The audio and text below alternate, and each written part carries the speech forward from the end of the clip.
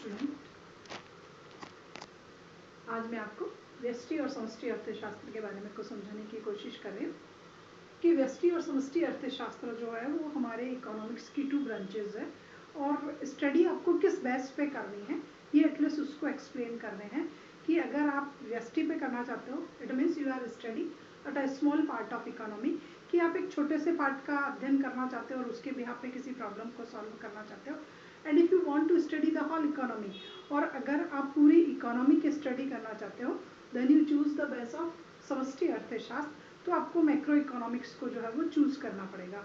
तो ये इकोनॉमिक की 2 ब्रांचेज है जिसके बिहाफ पे हम इकोनॉमिक की प्रॉब्लम्स, हमारे इकोनॉमिक्स में जितनी भी जो बेसिक प्रॉब्लम्स होते हैं एटलीस्ट उन प्रॉब्लम्स को सॉल्व करने के लिए कोशिश करते हैं। Then first of all I want to explain you व्यष्टि अर्थशास्त्र। सबसे पहले मैं आपको व्यष्टि अर्थशास्त्र को समझाना चाहती हूँ कि माइक्रो शब्द की उत्पत्ति ग्रीक भाषा के माइक्रोस से हुई है।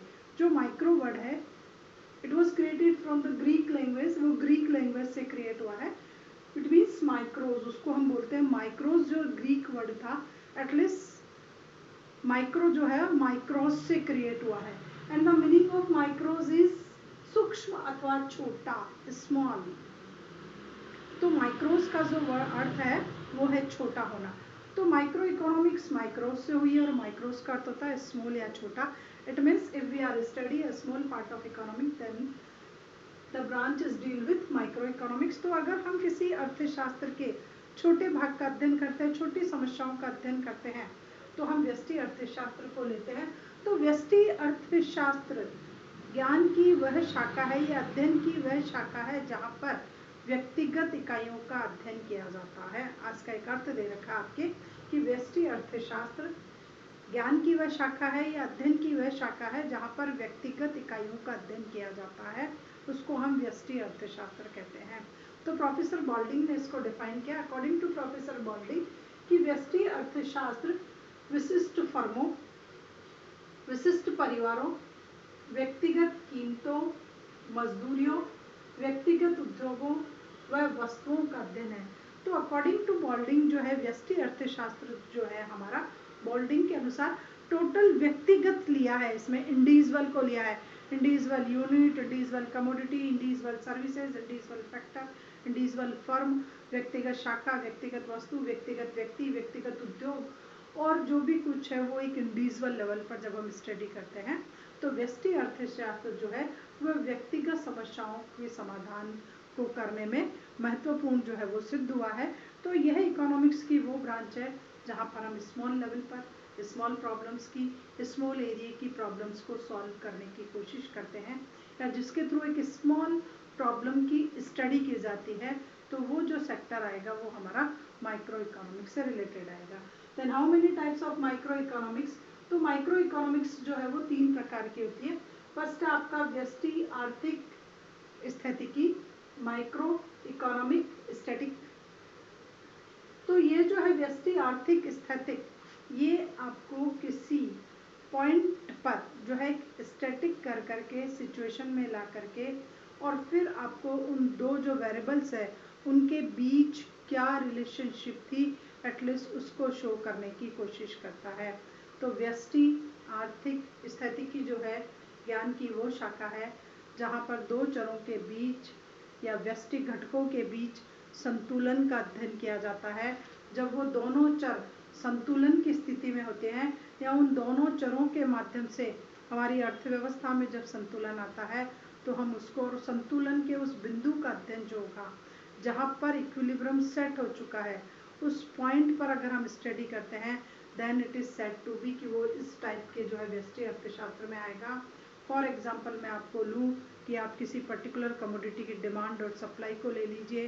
डिमांड की सिचुएशन देखिए, फिर सप्लाई की सिचुएशन देखिए, फिर उस पर्टिकुलर कमोडिटी के का जो डिमांड कर रहा है जब उस पर्टिकुलर कमोडिटी के सप्लाई कर्व को इंटरसेक्ट करके क्रॉस कर देता है तो जिस पॉइंट पर इंटरसेक्ट किया then the point is known as equilibrium point, उस पॉइंट को हम संतुलन का बिंदु कहते हैं। और उस संतुलन के बिंदु पर जो अध्ययन किया जाता है उसको हम व्यष्टि आर्थिक स्थितिकी कहते हैं। तो व्यष्टि आर्थिक स्थिति किसी समय बिंदु पर व्यष्टि घटकों के, किसी समय बिंदु पर व्यष्टि घटकों के पारस्परिक संबंधों से संतुलन की स्थिति की व्याख्या की जाती है तो उसे व्यष्टि आर्थिक स्थिति की कहते हैं। फॉर एग्जाम्पल मैं आपको यहीं पर बता दूं कि ये जो है किसी कमोडिटी का डिमांड कर रहा है, देन डीडी, और ये किसी पर्टिकुलर कमोडिटी का जो है वो सप्लाई कर रहा है, then where the demand and supply intersect to each other, then इस पॉइंट की स्टडी करना है, इस ई पॉइंट की स्टडी जो है यहाँ पर की जाती है। दो घटक हो गए संतुलन के घटक, डिमांड और सप्लाई को ले लिया, इन दोनों के माध्यम से जहाँ इक्विलिब्रियम सेट हो गया उसकी अगर स्टडी करते हैं तो ये व्यष्टि आर्थिक स्थिति की कहलाता है। For example demand equal to supply था, and demand is the function of price and supply is also the function of price. Demand और सप्लाई जो है वो दोनों प्राइस से रिलेटेड होते हैं। तो यहाँ पर ये जो स्टडी होगी वो हमारी व्यष्टि आर्थिक स्थिति की होगी कि मैंने इस पर्टिकुलर पॉइंट पर स्टडी की है। नेक्स्ट आता है व्यष्टि आर्थिक तुलनात्मक। तो व्यष्टि आर्थिक तुलनात्मक में क्या कहते हैं कि इसमें विभिन्न समय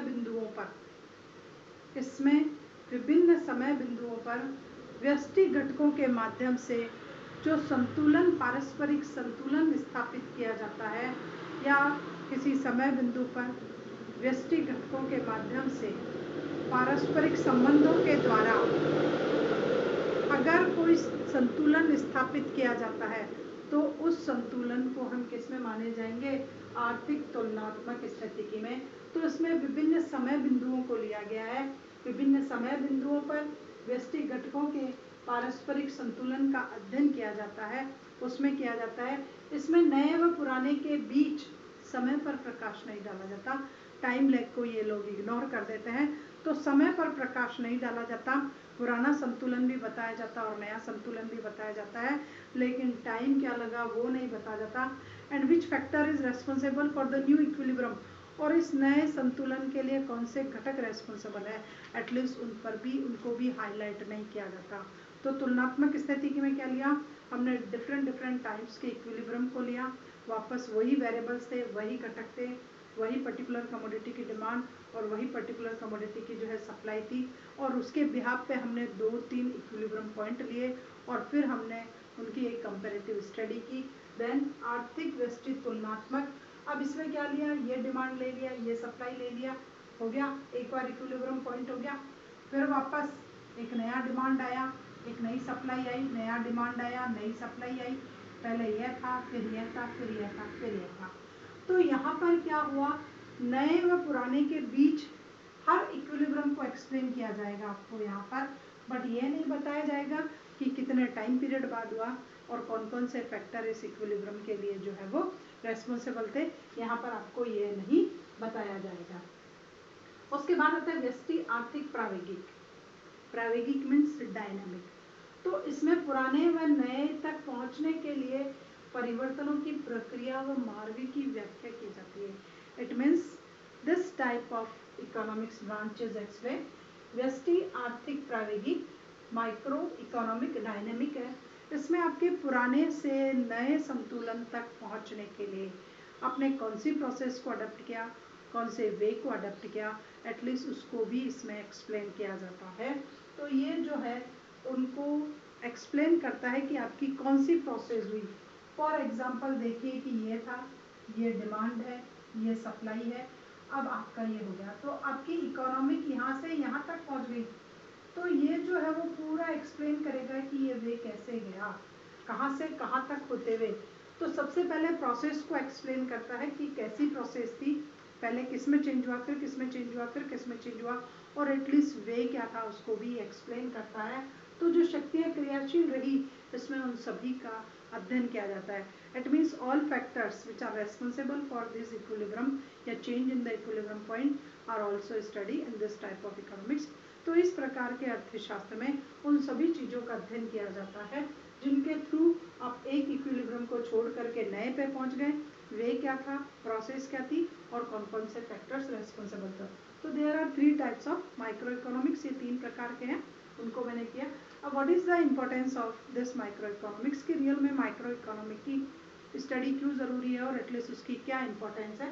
देन फर्स्ट ऑफ ऑल व्यक्तिगत समस्याओं के विश्लेषण में कि जो हमारी इंडिविजुअल प्रॉब्लम्स होती हैं एटलीस्ट उन इंडिविजुअल प्रॉब्लम्स को सॉल्व इस इकोनॉमिक्स के थ्रू इजी गोइंग कर लिया जाता है, क्योंकि इंडिविजुअल प्रॉब्लम की स्टडी के लिए एक स्मॉल इकोनॉमिक्स का पार्ट चाहिए, थोड़ा छोटे लेवल पर सोचना होता है।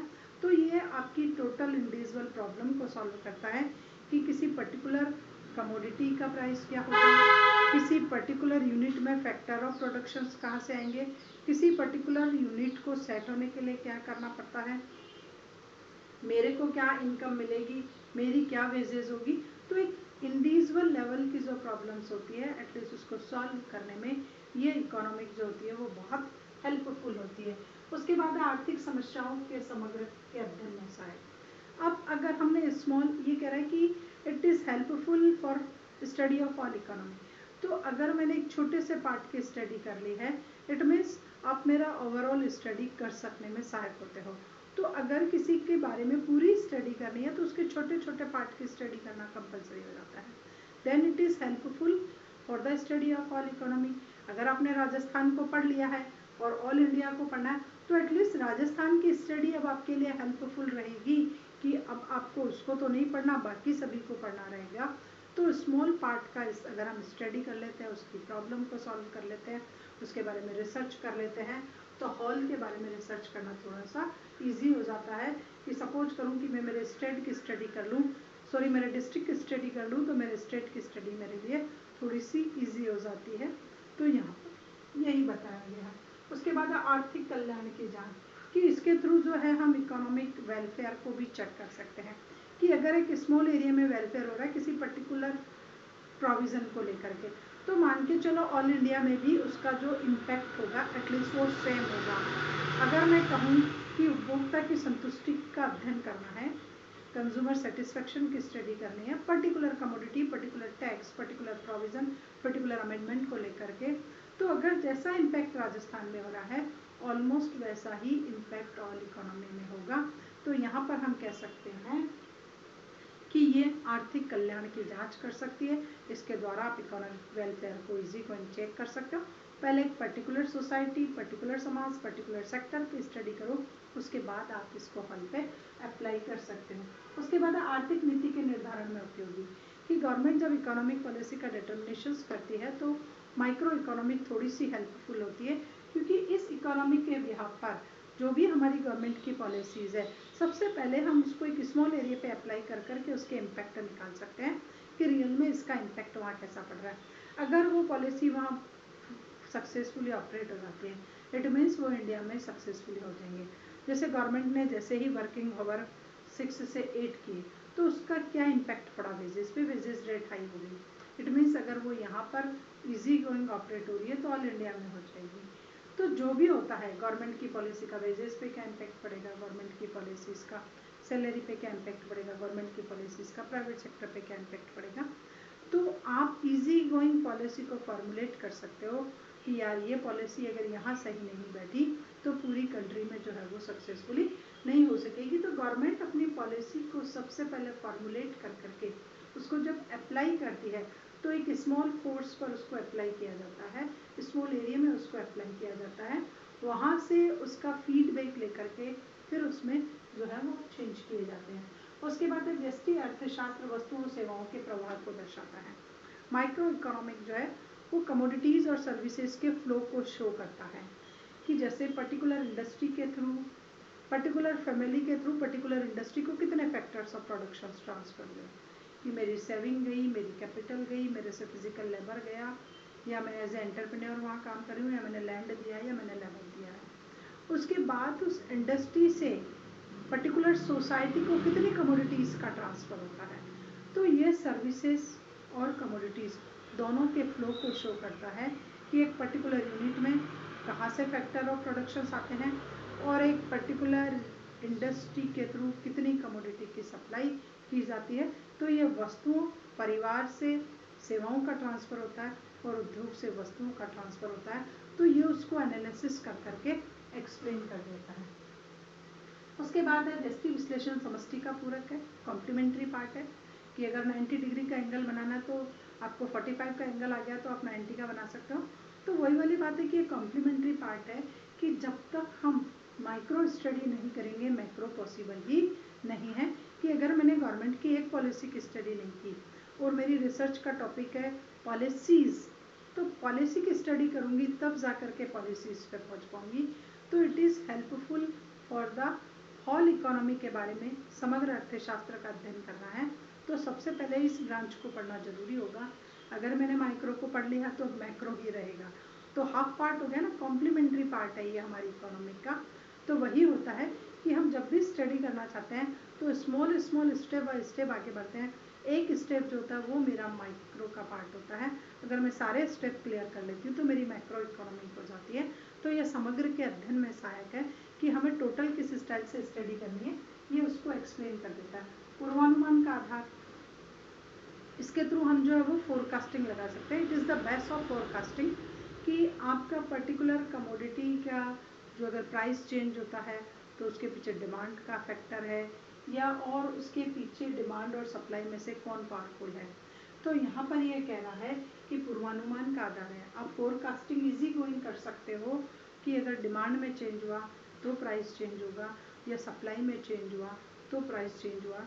तो अगर आपने यहाँ पर स्टडी कर ली कि यार यहाँ पर ये वायरस इतना फैल रहा है तो ऑल इंडिया में कितना फैलेगा और अगर इसी रेट से फैलता रहा तो साल भर बाद हमारी क्या कंडीशन होगी। तो हमने छोटे से पार्ट की स्टडी की और फिर उसको इवेल्युएट कर लिया कि चाइना से निकला हुआ वायरस आज पूरी दुनिया में किस तरीके से फैल गया। तो आपने उसकी स्टडी करी, उसके बिहाफ पे आपने पूरी ऑल इंडिया पर रिसर्च कर ली। तो बस वही है कि यहाँ पर आप फोरकास्टिंग कर सकते हो कि अगर इतने को यहाँ पर कंट्रोल कर लिया तो ऑल इंडिया में कंट्रोल करने में कितना टाइम जो है वो लग सकता है। उसके बाद है कराधान की समस्या के विश्लेषण में सहायक, कि गवर्नमेंट जो टैक्सेशन लगाती है तो उस टैक्सेशन की प्रॉब्लम्स में भी ये जो है हमारी माइक्रो इकोनॉमिक्स वो हेल्पफुल होती है कि रियल में हमें अगर देखना है तो हम ये देखो कि सामाजिक कल्याण में कमी आपके उत्पादन कर की वजह से होती है, बिक्री कर की वजह से होती है।